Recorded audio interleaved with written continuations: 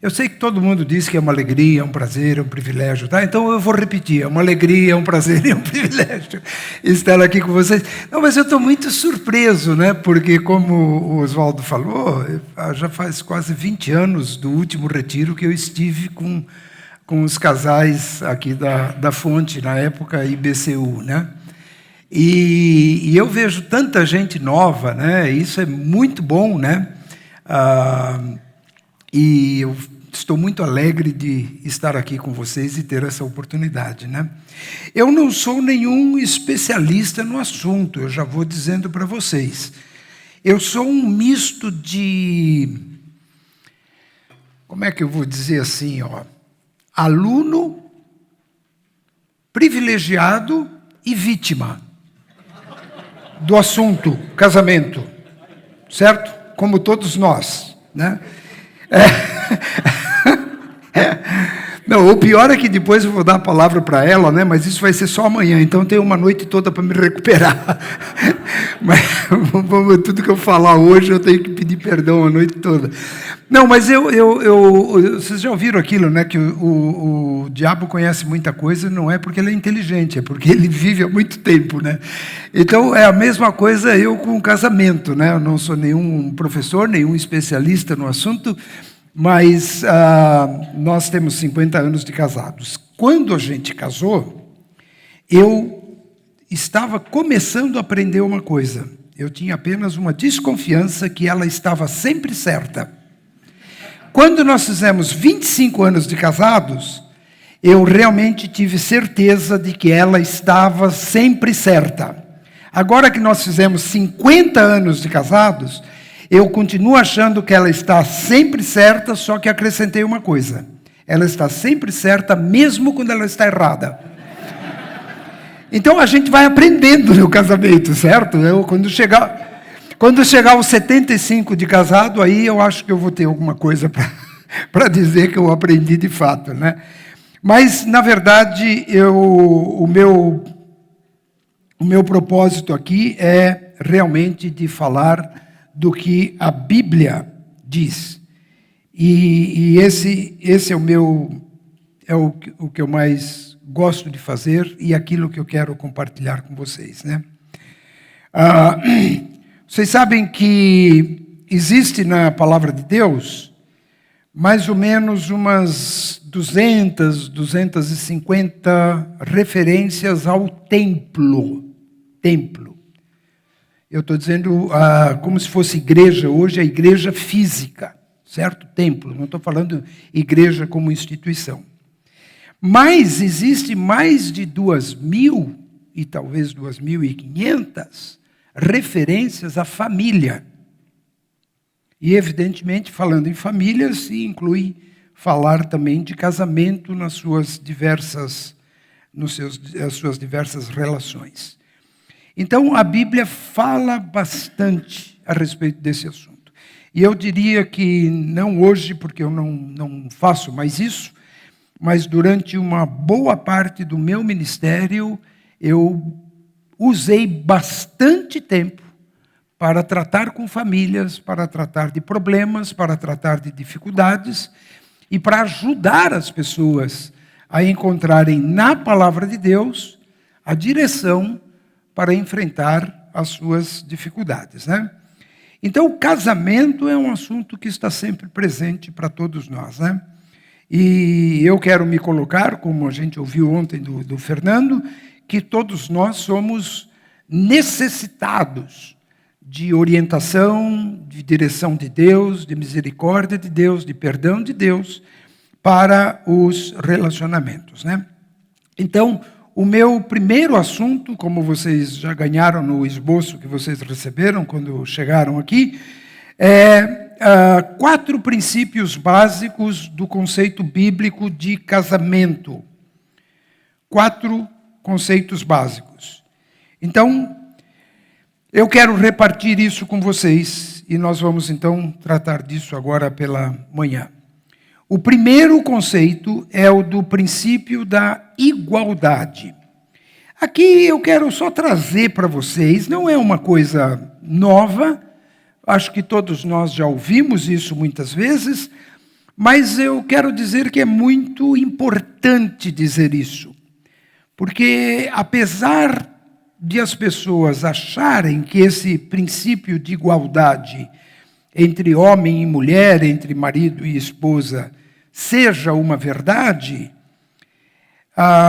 na prática não se vive desse jeito. Eu lembro de conviver com, assim, não intimamente, mas de estar relacionado pelos vínculos de ministério com um pastor de uma cidade perto de Porto Alegre, onde nós trabalhamos durante 30 anos, mais ou menos. Ele acreditava piamente que a alma do homem valia mais do que a da mulher. Então ele se ensinava que se deveria evangelizar homens. E se sobrar tempo, pode evangelizar alguma mulher, talvez dê algum resultado, mas ele cria nisso. Eu conversei com esse homem, conversei com esse pastor, e ele cria nisso, e ele tinha lá alguns conceitos bíblicos que defendia isso. Eu não defendo isso, eu defendo exatamente o contrário. Homem e mulher, marido e esposa, esposa e marido, são absolutamente iguais. E eu quero só passar por isso, porque vocês conhecem o tema, então não vou explicar muito, mas só lembrar alguns textos bíblicos que dizem isso. Por exemplo, homem e mulher foram criados à imagem e semelhança de Deus. Lá em Gênesis 1, 27, está escrito lá: assim Deus criou os seres humanos à sua própria imagem. A imagem de Deus os criou, e o versículo acrescenta: homem e mulher os criou. Então, gente, nós fomos criados à imagem e semelhança de Deus.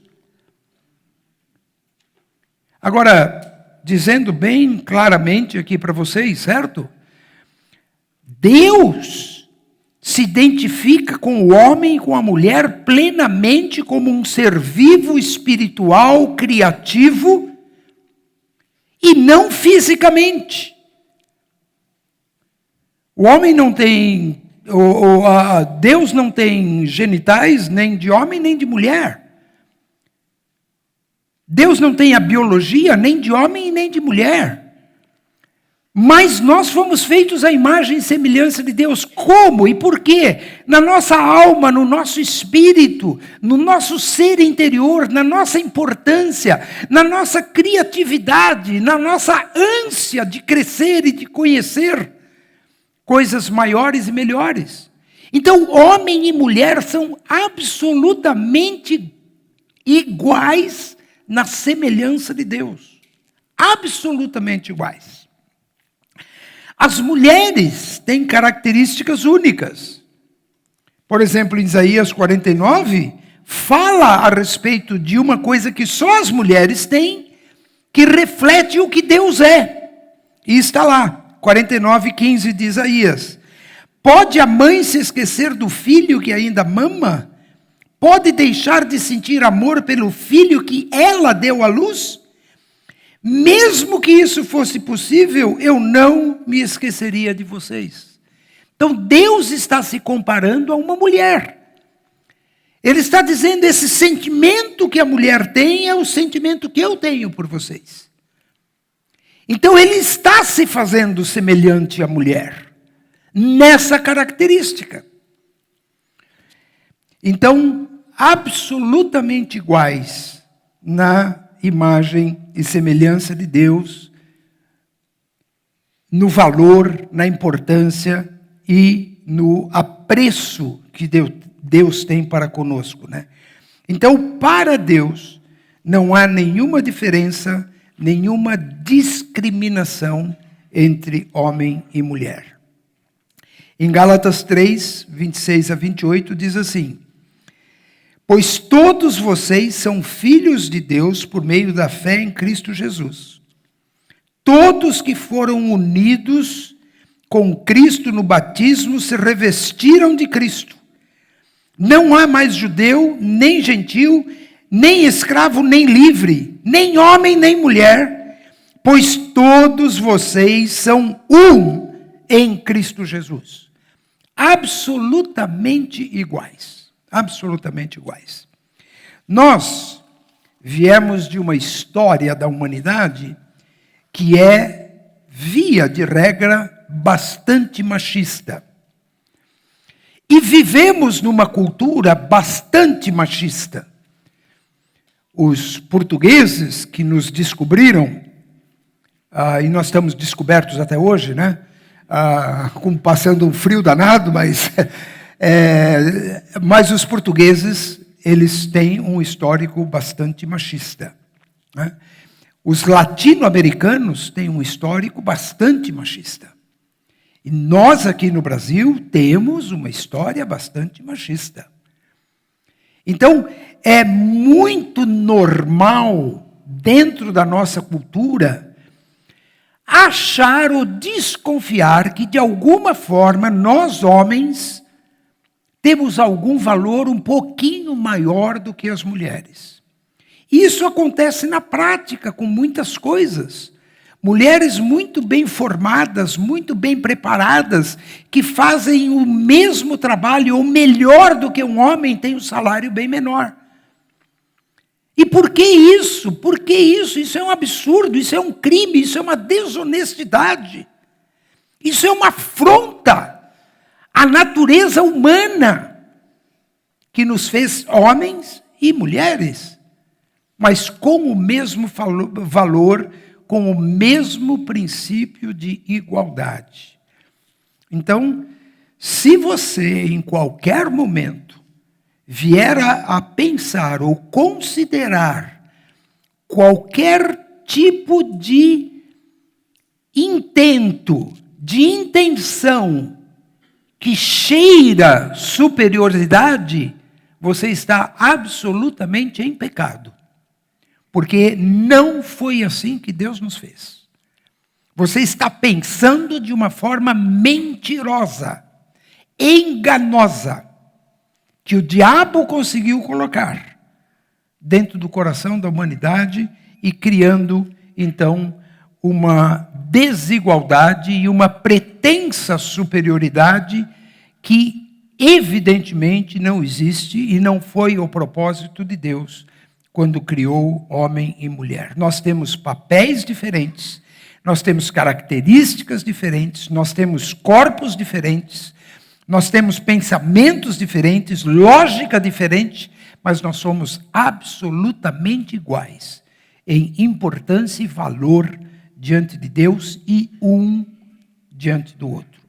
Segundo princípio é do espírito de servir. O espírito de servir é o fato de que, quando nós casamos porque nós precisamos um do outro. Nós gostamos tanto um do outro que queremos viver juntos. E esse querer repartir a vida implica em você ser alguém que ajuda o seu marido, ou você ser alguém que ajuda a sua esposa, que reparte a vida, que caminha junto, que carrega o mesmo peso, né? Então, esse é um dos princípios do casamento. Quem casa para ser feliz, também se separa para ser feliz. Pegaram isso? É perigoso alguém casar para ser feliz. Porque uma hora que não é feliz, pode se separar para ser feliz. E quanta gente que não se separa dizendo, não, chegou a minha hora, eu cansei, eu quero ser feliz, eu mereço ser feliz. E se separa por causa disso, porque quer ser feliz. Porque casou para ser feliz e quer ser feliz. No casamento, nós temos a missão de fazer o outro feliz e de sermos felizes juntos. Então, se você casa para os dois serem felizes, ou se você casa para fazer o seu cônjuge feliz, você não vai se separar. Só porque você quer ser feliz. Você vai repartir junto todas as infelicidades também do casamento. E vocês vão continuar juntos. E aí, quando passa a tempestade, vocês estão juntos e vão curtir a bonança e vão curtir o tempo de paz que vocês vão poder ter, né? De calmaria. Lá em 1 Coríntios capítulo 7, diz assim: o que realmente eu quero é que estejais livres de preocupações. Quem não é casado, cuida das coisas do Senhor e de como agradar o Senhor. Mas o que se casou, cuida das coisas do mundo e de como agradar a esposa, e assim está dividido. Gente, esse texto é um dos meus prediletos da Bíblia a respeito de casamento, porque muitos pastores caem num erro crítico e terrível em relação a esse texto. E dão a sua prioridade máxima para o seu ministério e esquecem da família. Esquece da esposa, esquece dos filhos. E eu estou falando de pastor porque eu sou um deles e essa é a tentação do ministério, vamos dizer assim. Mas esse texto aqui diz, de uma forma geral, para todas as pessoas. Se você tem seu emprego, é a mesma coisa. Você pode querer se dedicar 99% para o seu emprego e 1% para a sua família. Está errado.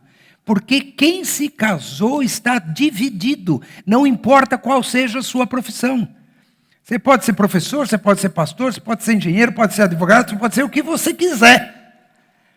Você está dividido. Você tem a sua profissão, você tem a sua ocupação, você tem a sua vocação, mas você é casado. Então você está dividido. E o que quer dizer esse estar dividido? Olhem só. Cuida das coisas do mundo. O que são coisas do mundo? Eu vou dizer o que são coisas do mundo. Uma torneira pingando são coisas do mundo. Uma reunião de pais e mestres na escola são coisas do mundo. O marido está envolvido, a esposa está envolvida. Geralmente as mulheres é que vão. Pode ser que tenha aí alguma razão, tudo, não estou criticando isso, mas eu estou dizendo assim, coisas do mundo, gente, são coisas do dia a dia, aquelas coisas da segunda-feira de manhã, da sexta-feira de noite, do meio da semana, coisas de tarde, coisas da madrugada, todas essas coisas do mundo. Quem casou, cuida das coisas do mundo, coisas práticas.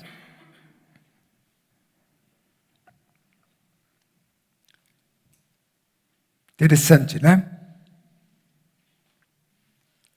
Você está dividido. Talvez você esteja mal dividido.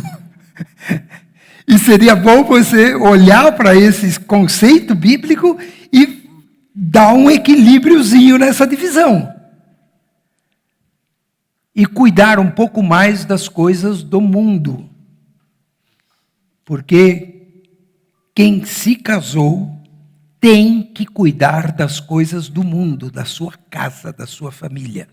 E depois diz, cuida das coisas do mundo e de como agradar a esposa. Então, um dos seus propósitos é agradar a esposa. É a sua missão de fazê-la feliz, facilitar a vida dela. E assim está dividido. Então saiba que você está dividido. Se você está casado, você está dividido. Só analisa direitinho aí como é que é essa divisão aí. Está pendendo para um lado, você precisa cuidar disso, certo? Esse é o conceito bíblico. Você tem que cuidar das coisas do mundo da sua família.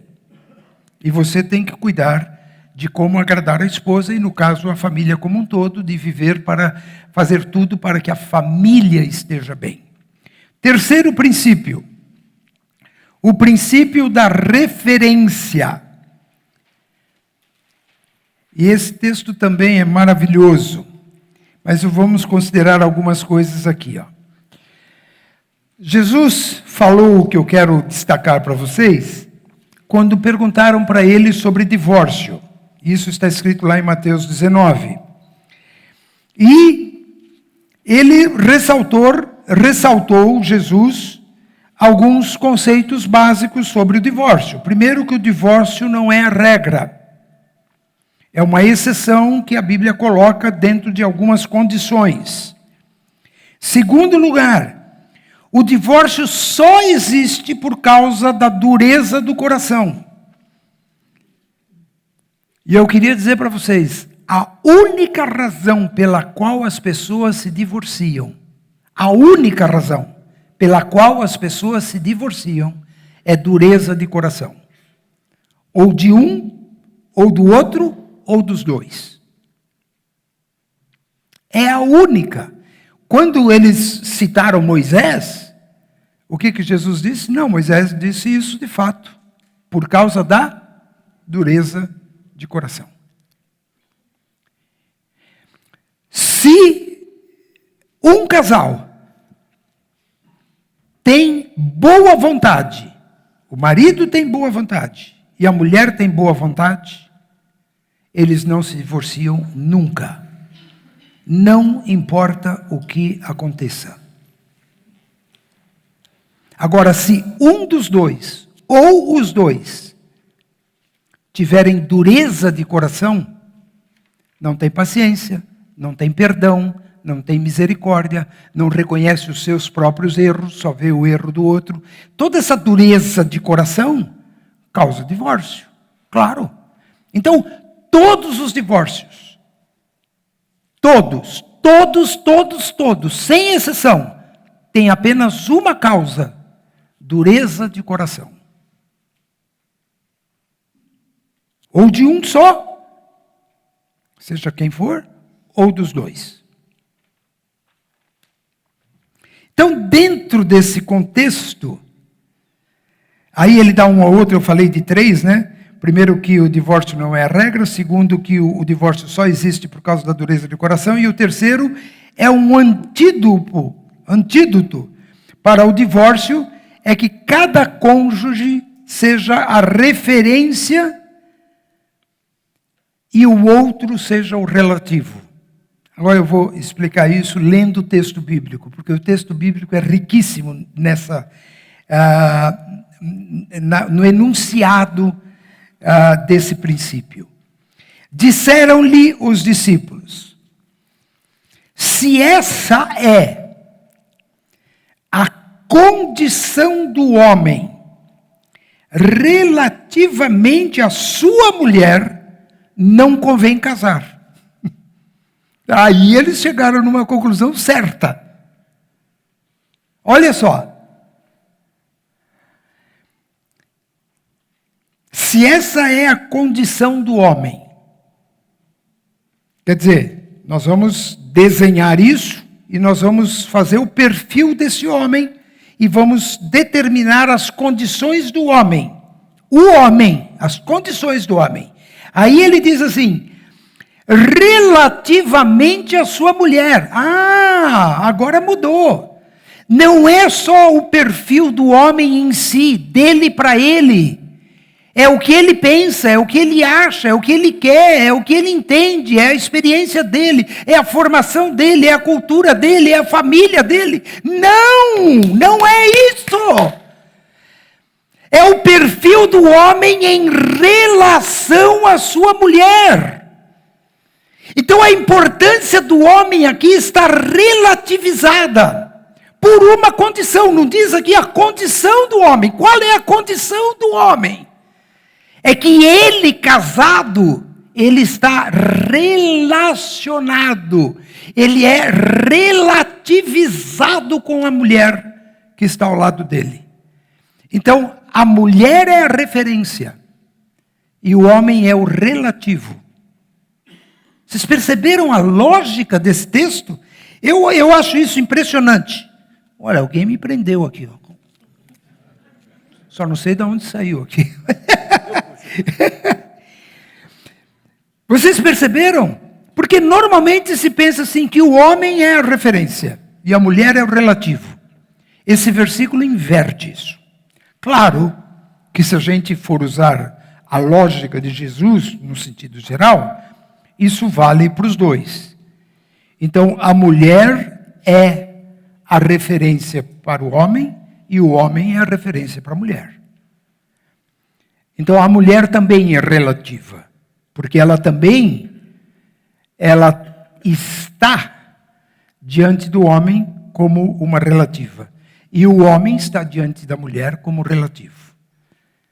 E nesse caso, a mulher é a referência.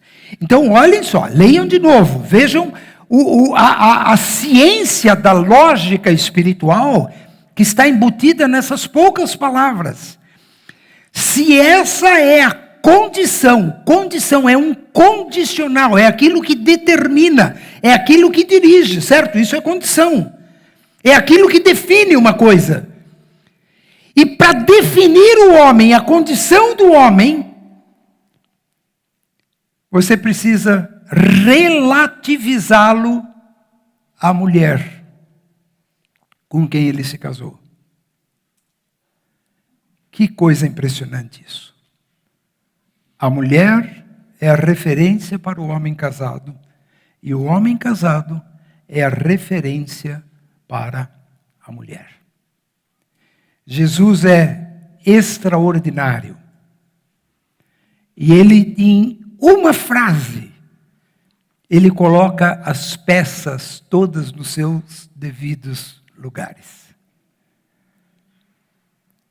Então, quando nós casamos, nós somos relativos. E o outro é a referência. E isso serve para o homem e serve para a mulher. Aqui está falando especificamente do homem, porque foram os homens que perguntaram e Jesus está dando a resposta para eles. E eles, os discípulos, disseram-lhe os discípulos. Isso aqui não foram os fariseus, porque os fariseus é que tinham feito a pergunta. Mas isso aqui foi dito pelos versículos, pelos discípulos. E Jesus disse, sim, é isso mesmo. É isso mesmo. Não era sempre que eles pegavam a lição desse jeito, mas aqui eles pegaram direitinho. A mulher é a referência e o homem é o relativo. Ou vice-versa também. A coisa foi tão chocante para eles que aquilo provocou um escândalo. E eles até chegaram a pensar, então, se for assim, não convém casar. Exatamente isso. Se você não quer viver assim, então não case. Simples. Fique solteiro a vida toda. Porque casamento relativiza você. Casamento faz da outra pessoa a sua referência. E é assim. E como disse o texto anterior, você está dividido. Não tem como. Você só pode tomar uma decisão, ou casa ou não casa. Casou, é assim. Não quer viver assim? Não case. Simples assim. Porque casamento é isso. E o quarto princípio é o princípio da continuidade.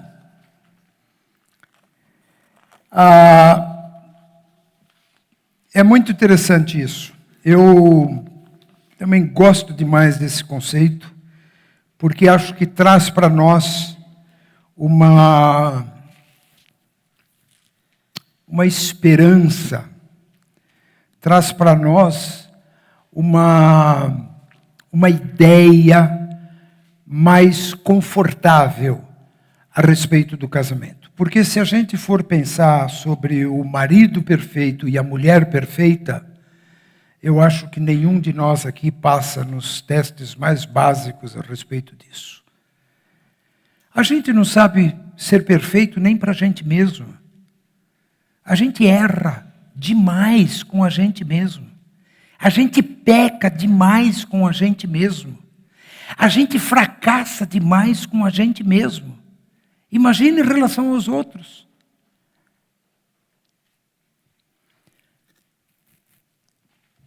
O casamento é um processo dinâmico. Eu costumo dizer que casamento acontece em 3 fases: no cartório, na igreja e na cama. Assim que é o casamento. Inclusive pelas leis brasileiras, porque se não casar na cama, o casamento pode ser anulado, né? Ele pode ser desfeito, ele não tem validade. Porque isso é o casamento. É interessante que lá em Gênesis capítulo 2, quando fala do casamento, no versículo 24, por esta razão o homem deixará pai e mãe e se unirá à sua mulher e eles se tornarão uma só carne. Esse verbo se tornarão está num tempo verbal no hebraico que é uma espécie de presente contínuo. Ele vai acontecendo. Então diz aqui, eles vão se tornando uma só carne. Não é uma coisa que termina, que seja pontual. É uma coisa que vai se repetindo, é uma continuidade. Então, algumas ilustrações assim. Por exemplo, o casamento não é uma foto. O casamento é um filme. O casamento não é um diploma. O casamento é uma matrícula. Muita gente que acha que casou, resolveu o problema da vida, né? Então, o grande objetivo é casar. Casou, faz aquela festa maravilhosa, tira a fotografia para tudo quanto é lado, filma, e tudo vai para a lua de mel, tá pronto. Casou. Não casou. Começou a se casar. Começou a se casar. O casamento não é um lugar, o casamento é uma caminhada, o casamento é um caminho, o casamento é um processo. O verbo aqui diz, a gramática do texto diz isso, que vão se tornando. E nós quase sempre pensamos no casamento como um ato estanque. Era assim, 1 minuto atrás eu era solteiro, 1 minuto depois, eu estou casado. É verdade, está casado.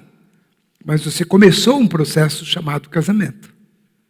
Você não terminou. Então, como eu falei assim, não é um diploma, é uma matrícula. Você se matriculou numa escola chamada casamento. Então, você começou uma caminhada. Você tem muita coisa para fazer pela frente. Então, esse processo, ele está embutido dentro da primeira vez que se fala de casamento. Por isso, deixará o homem, pai e mãe, se unirá à sua mulher, e os dois vão se tornando, dia a dia, vão se tornando uma só carne. Hoje, quando nós casamos, nós íamos mudar para Porto Alegre, casamos em São Paulo, a gente vivia em São Paulo e ia morar numa outra cidade que a gente nunca tinha morado antes, a gente já conhecia, mas nunca tinha morado. Então, nós casamos e nem dá para dizer que a gente casou e foi para Porto Alegre de mala e cuia. A gente foi só de mala, porque a cuia a gente comprou lá. Que é lá onde tem cuia, né? Aqui você consegue comprar também, mas a cuia a gente comprou lá.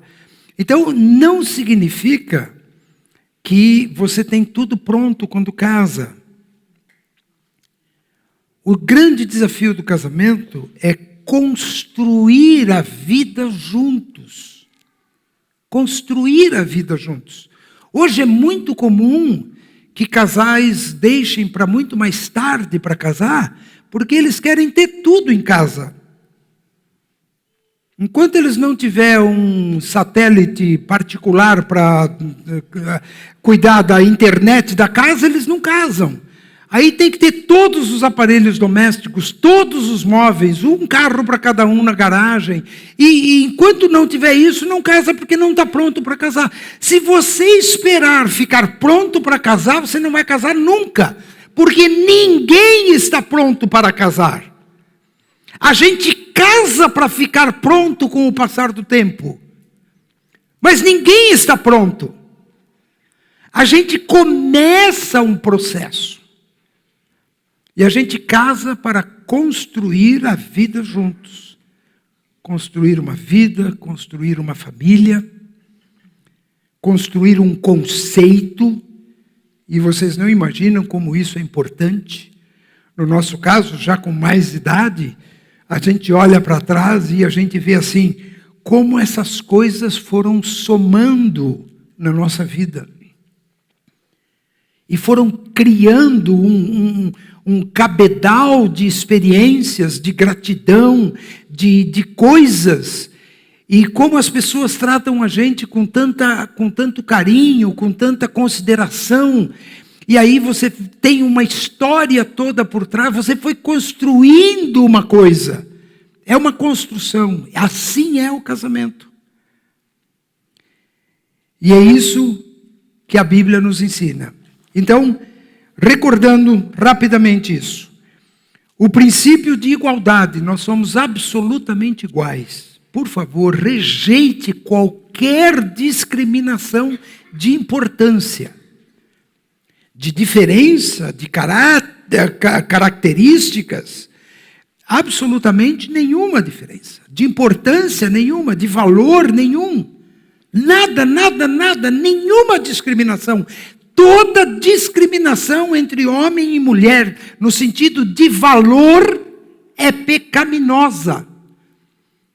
Porque nós fomos ambos criados à imagem e semelhança de Deus. E eu vou dizer para vocês, do que foi feito o homem?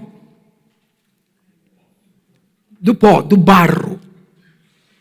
Sabe que nós, sem Deus, nós somos um boneco de barro. Nada mais do que isso. Um monte de barro juntado assim. Uma estátua de barro. Nós só temos vida porque Deus soprou a vida dele em nós. E a mulher foi feita justamente da costela do homem. Quer dizer, nem de barro a mulher é. Mulher é feita de costela. Por isso gaúcho gosta de costela, né? Dizem que é carne de segunda, mas lá no sul é de primeira. E a gente aprendeu isso. Os meus filhos sempre diziam assim, você pode fazer picanha, filé mignon, pode fazer qualquer outra coisa, maminha, tudo que você quiser fazer. E os meus filhos sempre diziam assim, pai, para de enrolar a gente e traz a costela. Porque a costela demora mais para ser feita, né? Então a mulher foi feita da costela. Vocês sabiam que a costela é a parte do corpo em que nós temos mais células-tronco?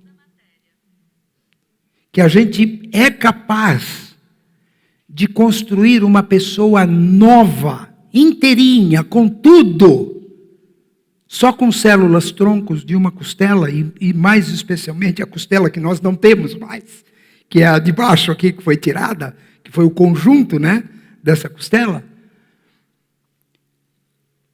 E Deus fez a mulher justamente desse lugar, onde tem a maior riqueza de células-troncos do ser humano. Porque Deus queria fazer alguém de valor. Porque Deus queria fazer das entranhas do homem, da natureza, do seu DNA, das suas células-tronco, alguém que lhe fosse, a Bíblia fala disso, que fosse compatível, que encaixasse, que fosse perfeitamente harmoniosa para com ele. Assim é a mulher. Então, sem nenhuma discriminação. Aí, o segundo conceito que nós vimos é o do espírito de servir. É aquele que nós estamos divididos. Se você casou, você está dividido. Se você gosta ou não gosta disso, não interessa, você está dividido. Só tem que administrar essa divisão do jeito como a Bíblia ensina. Terceiro, o princípio da referência. A referência no seu casamento não é você. A referência no seu casamento é o seu cônjuge. É o seu marido ou é a sua esposa. Você é o relativo no casamento. A referência é ele ou ela. Que coisa interessante. Como que Deus coloca essas coisas no lugar. E o último, o princípio da continuidade. Ninguém aqui estava pronto para casar quando casou. E ninguém está pronto nem hoje. Nós continuamos nesse processo. A aprender, a acumular experiências e a viver de uma forma mais significativa um com o outro dentro desses relacionamentos de família. E nós que já estamos, nem sei quantos anos bem que nós estamos só nós dois, o ninho vazio, quando saiu o último filho de casa. 15 anos, mais do que... quando a gente estava em Porto Alegre, a gente já tinha ficado sozinho lá. Mais de 15 anos que nós estamos só nós dois. Nem cachorro nós não temos. Porque hoje em dia tem gente que não tem filho, tem cachorro, né? Então, todos nós passamos por essa fase, certo? Mas agora não temos nem filho e nem cachorro em casa, né? Então, nós estamos construindo a nossa vida dentro desse conceito de ninho vazio, né? Procurando significados. E eu diria assim, tanto a Maldi quanto eu acho que ela faz hoje o que ela gosta de fazer em termos de ministério e em termos de família. Ela ama ser sogra, e a melhor sogra que eu conheço. Eu até brigo com ela às vezes, porque ela é mais sogra do que esposa às vezes. Mas ela te põe as prioridades no lugar certo e às vezes me incomoda, né?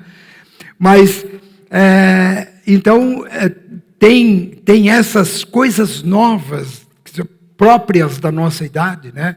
A Maldi trabalha como voluntária na igreja e faz mais coisa do que a maioria das pessoas fazem lá, né? Por quê? Porque ela está se dedicando para tudo que ela quer fazer e aquilo que ela gosta de fazer, né? E eu também estou vivendo uma fase da minha vida que eu estou feliz da vida com tudo que eu estou fazendo, porque nós fomos construindo uma carreira juntos e fomos construindo uma vida juntos.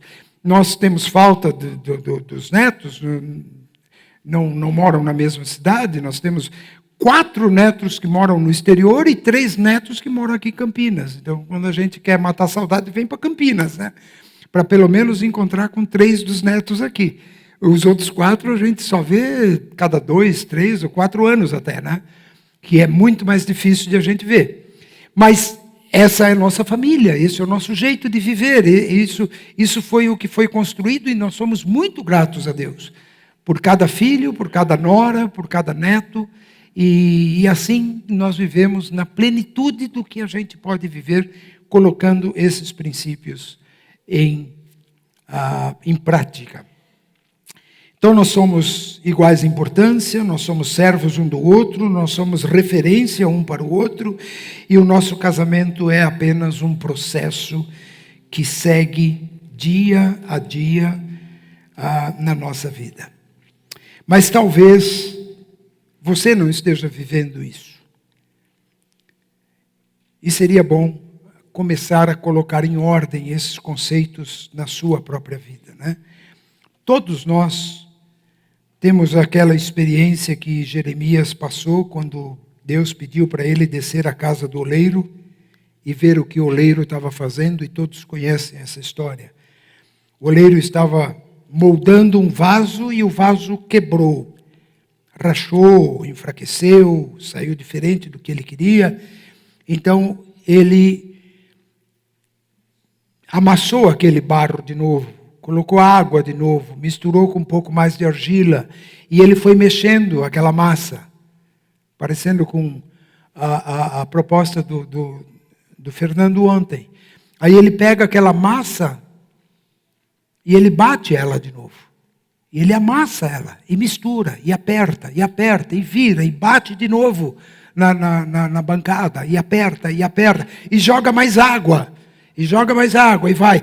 Quando a massa está no ponto, ele volta a fazer um vaso novo. Então eu queria fazer esse desafio para você. Talvez você sinta que alguma coisa na sua vida ou no seu casamento é como um vaso que está rachado ou quebrado. Ou Deus já começou a fazer um vaso novo. A coisa boa é que esse vaso que quebra na mão do oleiro, quando quebra na mão do oleiro, ele não joga fora aquele barro. Com aquele velho barro, ele quer fazer um vaso novo. Agora, se você quebra longe de Deus, sem Deus, fora das mãos de Deus, você vai quebrar a cara. Não vai dar certo. Então o desafio é: quebre nas mãos do oleiro e deixe ele amassar de novo. E amassar, e coloca água, preparar você para ele fazer da sua vida e do seu casamento um vaso novo. Vamos orar. Senhor Jesus, ajuda-nos a compreender o teu magnífico projeto para as nossas vidas, chamado casamento. Senhor, nós temos um privilégio muito grande de repartir a vida junto com alguém e aprender da vida junto com alguém. E usufruir da vida junto com alguém. E viver um em referência ao outro.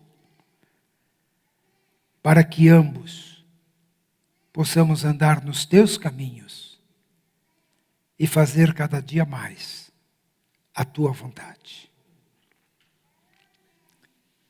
Realize, Senhor, esse projeto na vida de cada um de nós aqui. É o que pedimos para a honra e glória do teu santo nome. Amém.